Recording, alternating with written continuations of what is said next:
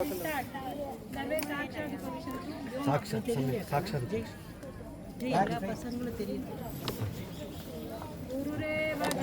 गुरुमेव भजे गुरुणैव सहास्मि नमो गुरवे न गुरोः परमं शिशुरस्मि गुरोर्मतिरस्ति गुरौ मम पाहि गुरो वसुदेवसुतं देवं कंसचाणूरमर्दनं देवकी परमानन्दं कृष्णं वन्दे जगद्गुरुम्। एकादशोऽध्यायः विश्वरूपदर्शनयोगः। अर्जुन उवाच मदनुग्रहाय परमं गुह्यमध्यात्मसंज्ञितं यत्त्वयोक्तं वचस्तेन मोहोऽयं विगतो मम भवाप्ययो विभूतानां श्रुतौ विस्तरशो मया त्वत्तः कमलपत्राक्ष माहात्म्यमपि चाव्ययम् एवमेतद्यथार्थत्वम् आत्मानं परमेश्वर द्रष्टुमिच्छामि ते रूपम् ऐश्वरं पुरुषोत्तम मन्यसे यदि तच्छक्यं मया द्रष्टुमिति प्रभो योगेश्वर ततो मे त्वं दर्शयात्मानमव्ययम्। श्रीभगवानुवाच पश्य मे पार्थ रूपाणि शतशोऽथसहस्रशः नानाविधानि दिव्यानि नानावर्णाकृतीनि च पश्यादित्यान् वसून् रुद्रान् अश्विनौ मरुतस्तथा बहून्यदृष्टपूर्वाणि पश्याश्चर्याणि भारत इहैकस्थं जगत्कृत्स्नं पश्याद्य सचराचरं मम देहे गुडाकेश यच्चान्यद्द्रष्टुमिच्छसि न तु मां शक्यसे द्रष्टुम् अनेनैव स्वचक्षुषा दिव्यं ददामि ते चक्षुः पश्य मे योगमैश्वरम्। सञ्जय उवाच एवमुक्त्वा ततो राजन् महायोगेश्वरो हरिः दर्शयामास पार्थाय परमं रूपमैश्वरम् अनेकवक्त्रनयनम् अनेकाद्भुतदर्शनम् अनेकदिव्याभरणम् दिव्यानेकोद्यतायुधम् दिव्यमाल्याम्बरधरम् दिव्यगन्धानुलेपनम् सर्वाश्चर्यमयम् देवम् अनन्तम् विश्वतोमुखम् दिविसूर्यसहस्रस्य भवेद्युगपदुत्थिता यदि भासदृशी सा स्यात् भासस्तस्य महात्मनः तत्रैकस्थम् जगत्कृत्स्नम् प्रविभक्तमनेकधा अपश्यद्देवदेवस्य शरीरे पाण्डवस्तदा ततः स विस्मयाविष्टः हृष्टरोमा धनञ्जयः प्रणम्य शिरसा देवम् कृताञ्जलिरभाषत। अर्जुन उवाच पश्यामि देवांस्तव देवदेहे सर्वांस्तथा भूतविशेषसङ्घान् ब्रह्माणमीशं कमलासनस्थं ऋषींश्च सर्वानुरगांश्च दिव्यान् अनेकबाहूदरवक्त्रनेत्रम् पश्यामि त्वां सर्वतोऽनन्तरूपम् नान्तन्न मध्यन्न पुनस्तवादिम् पश्यामि विश्वेश्वर विश्वरूप किरीटिनं गदिनं चक्रिणं च तेजोराशिं सर्वतो दीप्तिमन्तम् पश्यामि त्वां दुर्निरीक्ष्यं समन्तात् दीप्तानलार्कद्युतिमप्रमेयम् त्वमक्षरं परमं वेदितव्यं त्वमस्य विश्वस्य परन्निधानम् त्वमव्ययः शाश्वतधर्मगोप्ता सनातनस्त्वं पुरुषो मतो मे अनादिमध्यान्तमनन्तवीर्यम् अनन्तबाहुं शशिसूर्यनेत्रम् पश्यामि त्वां दीप्तहुताशवक्त्रम् स्वतेजसा विश्वमिदं तपन्तम् यावा पृथिव्योरिदनन्तरं हि व्याप्तं त्वयैकेन दिशश्च सर्वाः दृष्ट्वाद्भुतं रूपमुग्रं तवेदं लोकत्रयं प्रव्यथितं महात्मन् अमीहि त्वां सुरसङ्घा विशन्ति केचिद्भीताः प्राञ्जलयो गृह्णन्ति स्वस्तीत्युक्त्वा महर्षिसिद्धसङ्घाः सुवन्ति त्वां सुरिभिः पुष्कलाभिः रुद्रादित्या वसवो ये च साध्याः विश्वेश्विनौ मरुतश्चोष्मपाश्च गन्धर्वयक्षासुरसिद्धसङ्घाः वीक्षन्ते त्वां विस्मिताश्चैव सर्वे रूपं महत्ते बहुवक्त्रनेत्रं महाबाहो बहुबाहूरुपादं बहुधरं बहुदंष्ट्राकरालं दृष्ट्वा लोकाः प्रव्यथितास्तथाहं नभस्पृशं दीप्तमनेकवर्णं व्यात्ताननं दीप्तविशालनेत्रं दृष्ट्वा हि त्वां प्रव्यथितान्तरात्मा धृतिं न विन्दामि शमं च विष्णो दंष्ट्राकरालानि जटे मुखानि दृष्ट्वैव कालानलसन्निभानि दिशो न जाने न शर्म प्रसीद देवेश जगन्निवास अमीचत्वां धृतराष्ट्रस्य पुत्राः सर्वे सहैवावनिपालसङ्घैः भीष्मो द्रोणसूतपुत्रस्तथासौ सहास्मदीयैरपि योधमुख्यैः वक्त्राणि ते त्वरमाणा विशन्ति दंष्ट्राकरालानि भयानकानि केचिद्विलग्ना दशनान्तरेषु सन्दृश्यन्ते चूर्णितैरुत्तमाङ्गैः यथा नदीनां बहवोऽम्बुवेगाः समुद्रमेवाभिमुखा द्रवन्ति तथा तवामी नरलोकवीराः विशन्ति वक्त्राण्यभिज्वलन्ति यथा प्रदीप्तं ज्वलनं पतङ्गाः विशन्ति नाशाय समृद्धवेगाः तथैव नाशाय विशन्ति लोकाः तवापि वक्त्राणि समृद्धवेगाः लेलिह्यसेग्रसमानः समन्तात् लोकान् समग्रान् वदनैज्ज्वलद्भिः तेजोभिरापूर्य जगत्समग्रं भासस्तवोग्राः प्रतपन्ति विष्णो आख्याहि मे को भवानुग्ररूपः नमोऽस्तु ते देववर प्रसीद विज्ञातुमिच्छामि भवन्तमाद्यं न हि प्रजानामि तव प्रवृत्तिम् श्रीभगवानुवाच कालोऽस्मि लोकक्षयकृत् प्रवृद्धः लोकान् समाहर्तुमिह प्रवृत्तः हृदे विद्वान् न भविष्यन्ति सर्वे एव स्थिताः प्रत्यनीकेषु योधाः तस्मात् त्वमुत्तिष्ठ यशो लभस्व जित्वा शत्रून् भुङ्क्ष्व राज्यं समृद्धम् मयैवैते निहताः पूर्वमेव निमित्तमात्रं भव सव्यसाचिन् द्रोणं च भीष्मं च जयद्रथं च कर्णं तथान्यानपि योधवीरान् मया हतात्मजनिमाव्यतिष्ठाः युध्यस्व जेतासि रणे सपत्नान् सञ्जय उवाच एतत् श्रुत्वा वचनं केशवस्य कृताञ्जलिर्वेपमानः किरीटी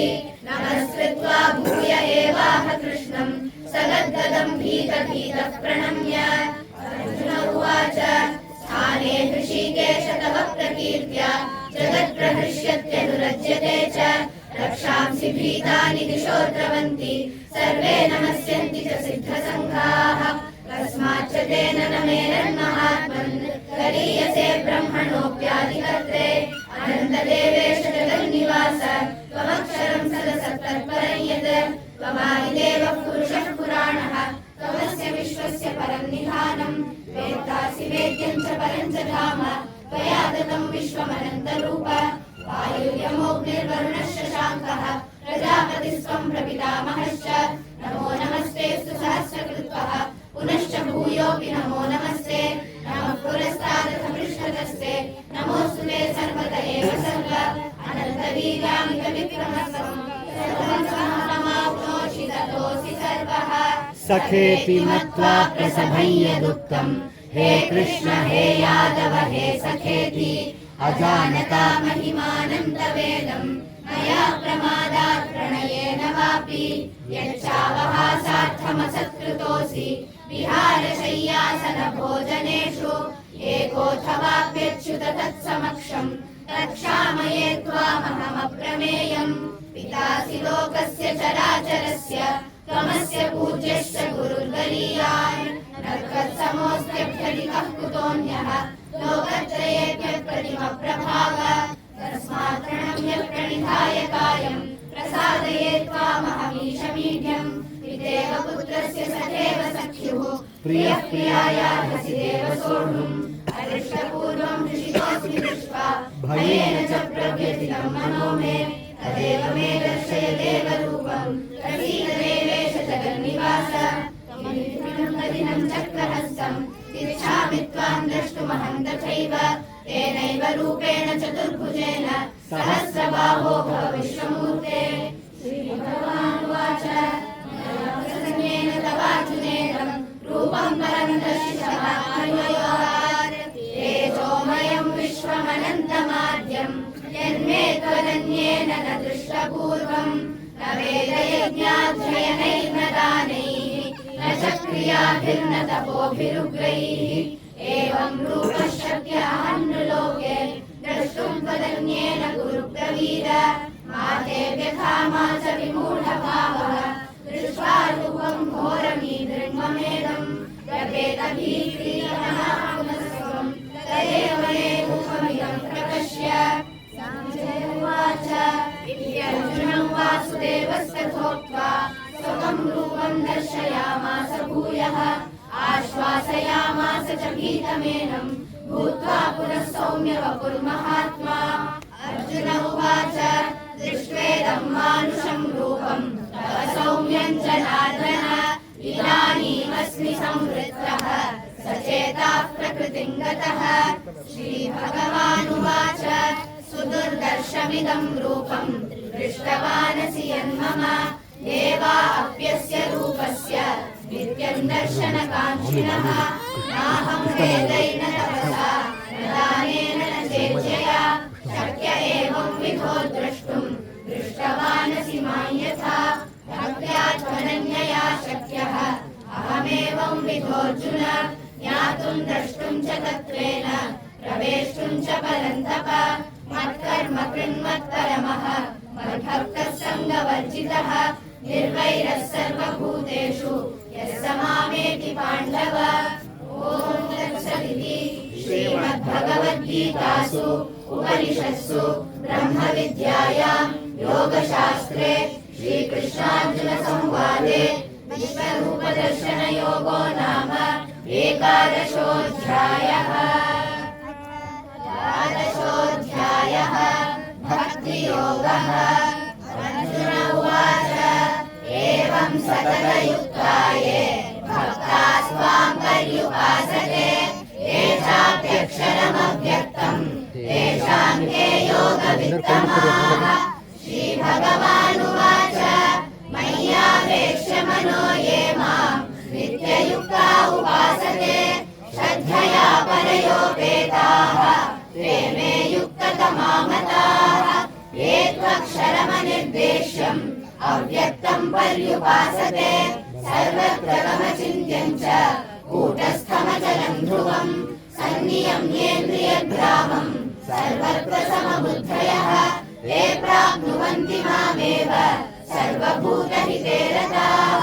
क्लेशोऽधिकतरस्तेषाम् अव्यक्तासक्तचेतसाम् अव्यक्तानिर्दुःखम् देहवद्भिरवाप्यते ये तु सर्वाणि कर्माणि मयि सन्न्यस्य मत्पराः अनन्येनैव योगेन मां ध्यायन्त उपासते तेषामहं समुद्धर्ता मृत्युसंसारसागरात् भवामि न चिरात् पार्थ मय्यावेशितचेतसाम् मय्येव मनाधस्व मयि बुद्धिं निवेशय निवसिष्यसि मय्येव अथ ऊर्ध्वं न संशयः अथ चित्तं समाधातुं न शक्नोषि मयि स्थिरम् अभ्यासयोगेन ततः मामिच्छाप्तुं धनञ्जय अभ्यासेऽप्यसमर्थोऽसि मत्कर्म परमो भव मदर्थमपि कर्माणि कुर्वन् सिद्धिमवाप्स्यसि अथैतदप्यशक्तोऽसि कर्तुं मद्योगमाश्रितः सर्वकर्मफलत्यागं ततः कुरु यदात्मवान् श्रेयो हि ज्ञानमभ्यासात् ज्ञानात् ध्यानं विशिष्यते ध्यानात् कर्मफलत्यागः त्यागात् शान्तिरनन्तरम् अद्वेष्टा सर्वभूतानां मैत्रः करुण एव च निर्ममो निरहङ्कारः समदुःखसुखः क्षमी सन्तुष्टः सततं योगी यदात्मा दृढनिश्चयः मय्यर्पितमनो बुद्धिः यो मद्भक्तः स मे प्रियः यस्मान्नो द्विजते लोकः लोकान्नो द्विजते च यः हर्षामर्षभयोद्वेगैः मुक्तो यः स च मे प्रियः अनपेक्षशुचिर्दक्षः उदासीनो गतव्यथः सर्वारम्भपरित्यागी यो मद्भक्तः स मे प्रियः यो न हृष्यति न द्वेष्टि न शोचति न काङ्क्षति शुभाशुभपरित्यागी भक्तिमान् यः स मे प्रियः समः शत्रौ च मित्रे च तथा मानापमानयोः शीतोष्णसुखदुःखेषु समः सङ्गविवर्जितः तुल्यनिन्दास्तुतिर्मौनी सन्तुष्टो येन केनचित् अनिकेतस्थिरमतिः भक्तिमान् मे प्रियो नरः ये तु धन्यामृतमिदं यथोक्तं पर्युपासते श्रद्धानामत्परमाः भक्तास्तेतीव मे प्रियाः। ॐ तत्सदिति श्रीमद्भगवद्गीतासु उपनिषत्सु ब्रह्मविद्यायां योगशास्त्रे श्रीकृष्णार्जुनसंवादे भक्तियोगो नाम द्वादशोऽध्यायः। अथ पञ्चदशोऽध्यायः पुरुषोत्तमयोगः। श्रीभगवानुवाच ऊर्ध्वमूलमधः शाखम् अश्वत्थम् प्राहुरव्ययम् छन्दांसि यस्य पर्णानि यस्तं वेद स वेदवित्। अधश्चोर्ध्वम् प्रसृतास्तस्य शाखाः गुणप्रवृद्धा विषयप्रवालाः। अधश्च मूलानि अनुसन्दतानि कर्मानुबन्धीनि मनुष्यलोके। न रूपमस्येह तथोपलभ्यते नान्तो न चादिर्न च सम्प्रतिष्ठा। अश्वत्थमेनं सुविरूढमूलम् असङ्गशस्त्रेण दृढेन चित्वा ततः पदं तत्परिमार्गितव्यम् यस्मिन् गता न निवर्तन्ति भूयः। तमेव चाद्यं पुरुषं प्रपद्ये यतः प्रवृत्तिः प्रसृता पुराणी। निर्माणमोहादिकसङ्गदोषाः अध्यात्मनित्या विनिवृत्तकामाः द्वन्द्वैर्विमुक्ताः सुखदुःखसंज्ञैः गच्छन्त्यमूढाः फलमव्ययम् तत्। न तद्भासयते सूर्यः न शशाङ्को न पावकः यद्गत्वा न निवर्तन्ते तद्धाम परमं मम। ममैवांशो जीवलोके जीवभूतः सनातनः। मनश्चक्षुराणीन्द्रियाणि प्रकृतिस्थानि कर्षति शरीरं यदवाप्नोति यच्चाप्युत्क्रामतीश्वरः। गृहीत्वैतानि संयाति वायुर्गन्धानि वाशयात्। श्रोत्रं चक्षुस्पर्शनं च रसनं घ्राणमेव च अधिष्ठाय मनश्चायं विषयानुपसेवते। उत्क्रामन्तं स्थितं वापि भुञ्जानं वा गुणान्वितं विमूढानानुपश्यन्ति पश्यन्ति ज्ञानचक्षुषः। यतन्तो योगिनश्चैनं पश्यन्त्यात्मन्यवस्थितम् यतन्तोऽप्यकृतात्मानः नैनं पश्यन्त्यचेतसः। यदादित्यगतं तेजः जगद्भासयतेऽखिलम् यच्चन्द्रमसि यच्चाग्नौ तत्तेजो विद्धि मामकम्। कामाविश्य च भूतानि धारयाम्यहमोजसा उष्णामि चौषधीः सर्वाः सोमो भूत्वा रसात्मकः। अहं वैश्वानरो भूत्वा प्राणिनां देहमाश्रितः प्राणापानसमायुक्तः पचाम्यन्नं चतुर्विधम्। सर्वस्य चाहं हृदि सन्निविष्टः मत्तस्मृतिर्ज्ञानमपोहनं च वेदैश्च सर्वैरहमेव वेद्यः वेदान्तकृद्वेदविदेव चाहम्।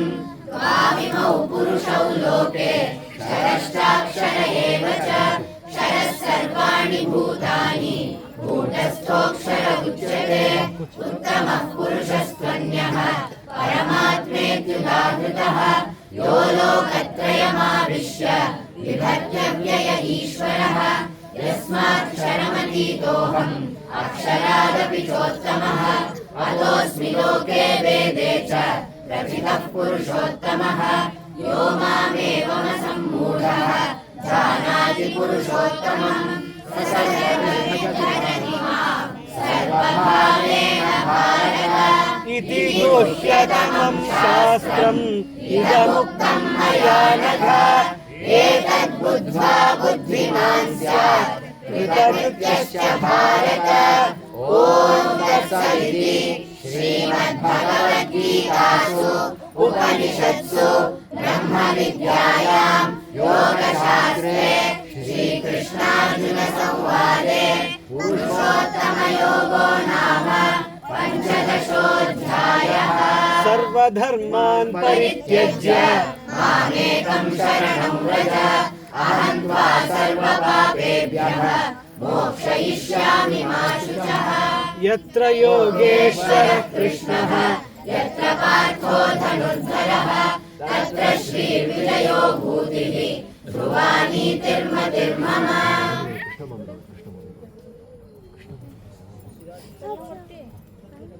तत्र गन्तव्यं तत्र गन्तव्यम् एवम्